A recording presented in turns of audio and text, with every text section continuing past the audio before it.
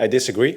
Looking at the first half, mainly, I think you could see if you go back into this game that Hannes was playing as a left winger and had to support the defense by times, especially in the final phase of the first half.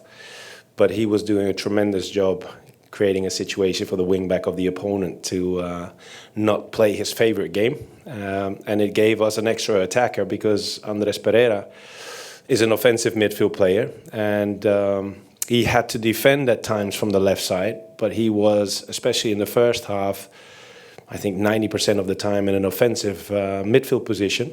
He got 2-3 good quality moments in the box when the cross came from the right side. So getting back to the original question, how did they do?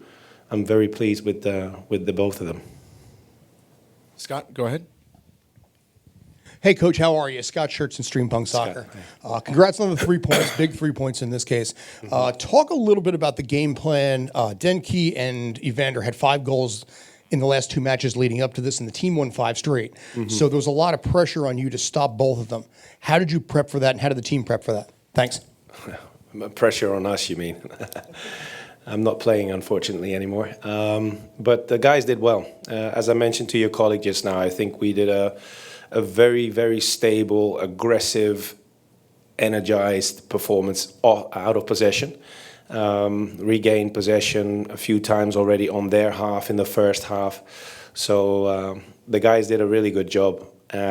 Knowing that you play against quality players up front from the opponent always brings a little more focus on what you can expect. But other than that, I saw my players prepare themselves like any other game. And they made it quite difficult for these guys to be in their best positions to create something towards our goal, which is a huge compliment to the whole team, but also to the individuals who had to take care of it.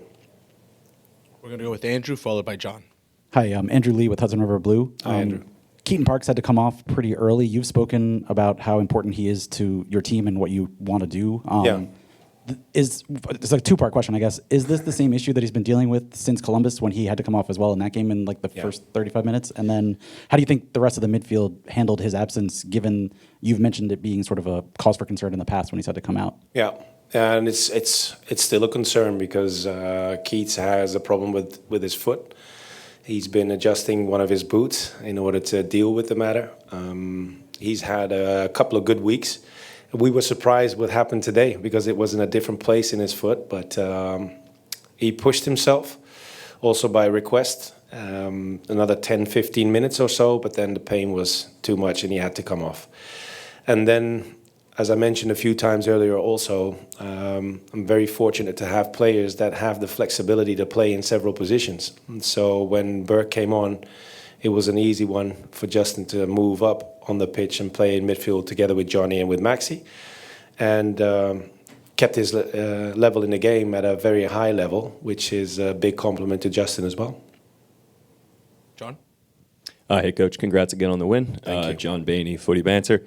With the Open Cup game out in Pittsburgh just in 2 or so days now, really quick turnaround. How much rotation can we expect from your side? And I guess how much, is your camp prioritizing this competition alongside MLS and other competitions? Yeah, it's a good question. That's something I'm going to think about tonight because the only thing on my mind until half an hour ago was Cincinnati. And now I'm going to start and think about the Open Cup and how to deal with that. And that's also how I do my business. I've done it in the past 30 years, just focus on each and every game and focus on that only instead of looking over the fence towards the other games ahead. We have a challenging schedule ahead. We're trying to get 9 games in the month of May, and we've had now 1 against Cincinnati, a good win, and now the focus goes on to the next one. So you'll have to wait and see if rotations will be there or not. Elon? Hey, Coach. Halen from Five Borough Footy.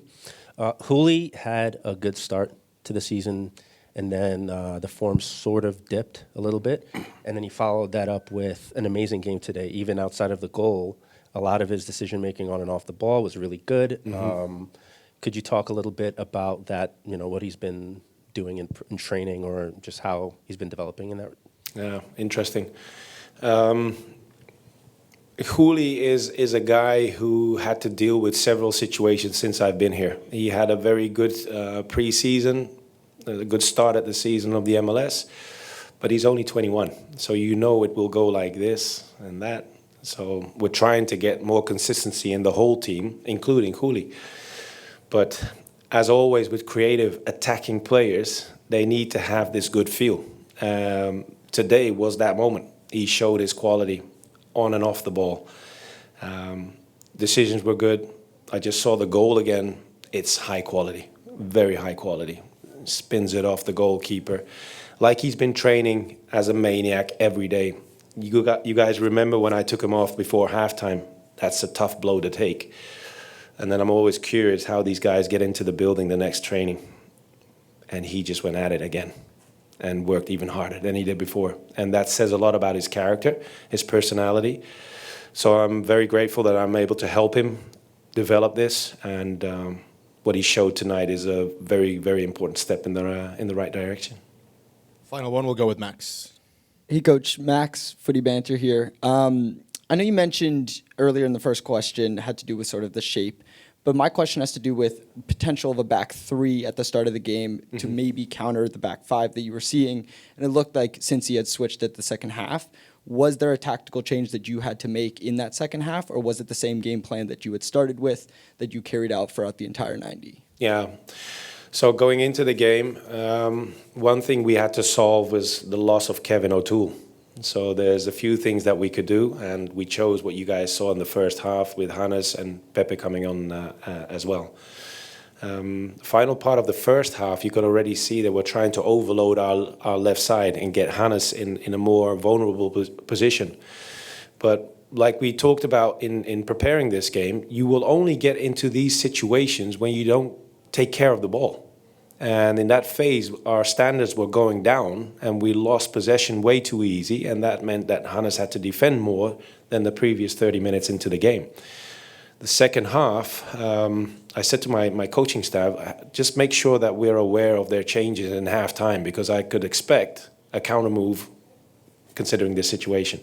And they did. So they posted one of their number 10s on the right side and tried to pin Hannes. So to get Hannes in a more offensive position would take us a longer time to get him there.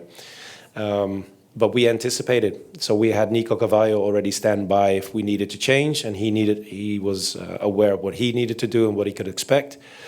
And that's what they showed after the sub again. So that's a big compliment to the guys.